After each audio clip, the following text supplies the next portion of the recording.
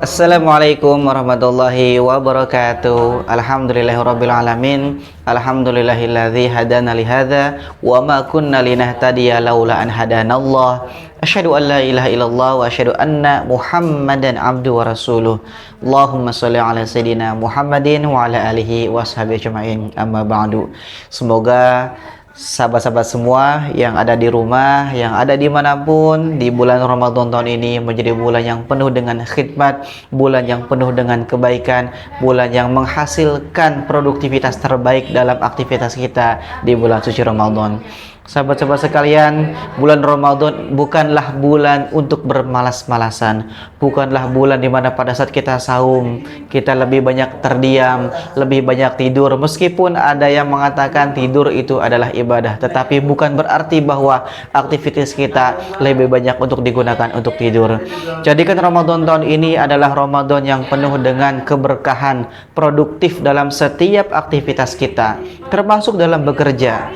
Yakinlah bahwa pada saat kita bekerja itu termasuk bagian daripada ibadah kepada Allah Subhanahu wa taala. Setiap niatan kita yang kita hadirkan kepada Allah Subhanahu wa taala, aktivitas yang kita lakukan, mungkin ada yang bagian pelayanan, mungkin ada juga yang bekerja di bagian tukang parkir, ada juga bekerja yang di bagian sebagai mungkin di kantoran dan sebagainya.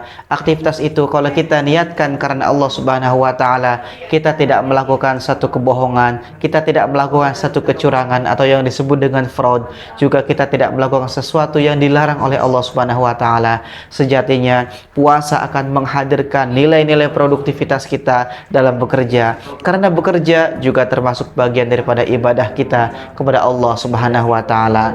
Orang yang berpuasa akan menuntun kita untuk berlaku jujur. Setiap perkataannya akan dinilai dan dilihat oleh Allah Subhanahu wa taala.